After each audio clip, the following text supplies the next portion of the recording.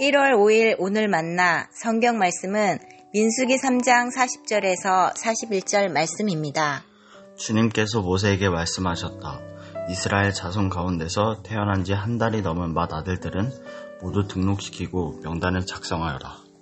나는 주다. 너는 이스라엘 자손의 모든 맏아들 대신 레위 사람을 구별하여 세우고 또 이스라엘 자손의 모든 가축 맏배 대신 레위 사람의 가축 맏배를 구별하여 세워서 나의 몫으로 삼아라.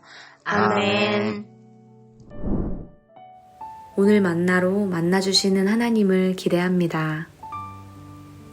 2023년 새해 첫 말씀으로 민수기를 묵상하고 있습니다. 민수기는 한자로 백성민, 셀수, 기록할 기, 이스라엘 백성들의 인구수와 관련된 말씀입니다. 그래서 민수기를 묵상하다 보면 자연스레 인구조사 안에 담긴 하나님의 은혜와 사랑을 발견하게 됩니다.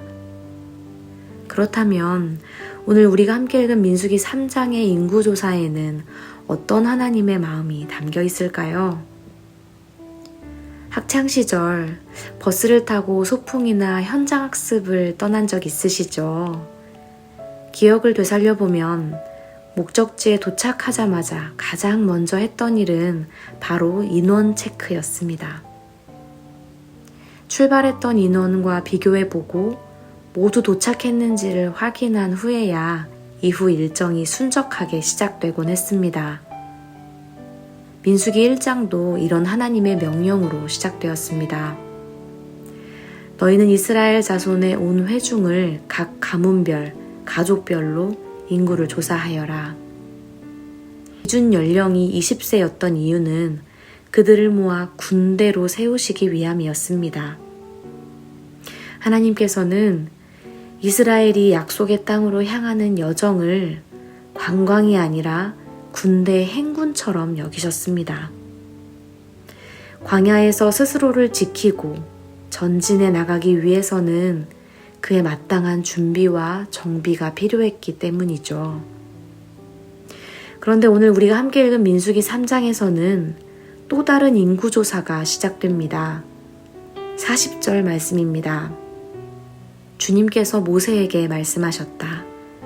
이스라엘 자손 가운데서 태어난 지 한 달이 넘은 맏아들은 모두 등록시키고 명단을 작성하여라. 이번에는 이스라엘 백성들 중에서도 맏아들, 장자를 계수했습니다. 하지만 이번 조사의 기준 연령은 20세가 아니라 태어난 지 1개월 이상인 남자였습니다. 군대로 세울 사람뿐 아니라 모든 이스라엘 남자 중 장자를 찾아낸 것입니다.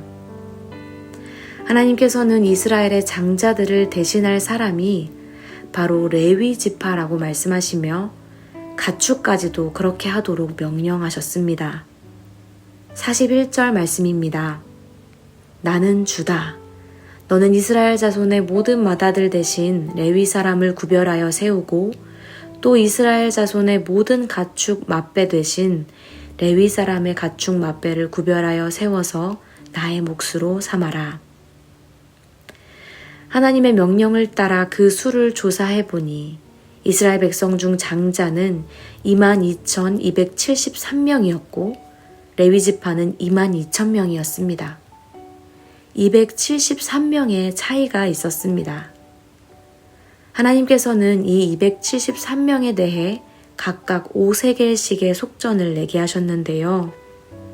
5세겔은 당시 노동자의 6개월분의 임금으로 결코 적은 금액이 아니었음에도 불구하고 하나님께서는 이런 과정을 통해 이스라엘의 모든 장자가 하나님께 속하게 하셨습니다. 그렇다면 왜 하나님께서는 이스라엘의 장자에 대한 소유권을 강조하셨을까요? 장자가 다른 자녀들보다 귀하다는 의미일까요? 하나님께서 애굽에 내리신 마지막 10번째 재앙은 장자의 죽음이었습니다.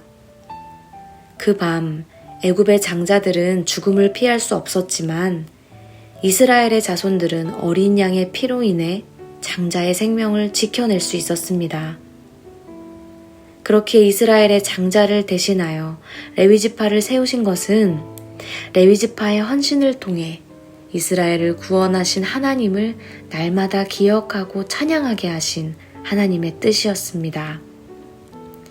장자의 소유권을 하나님께 드리는 것, 그들을 대신하여 레위지파를 세운 것은 날마다 출애굽의 은혜를 잊지 않고 살아가기 위한 기억 장치였습니다.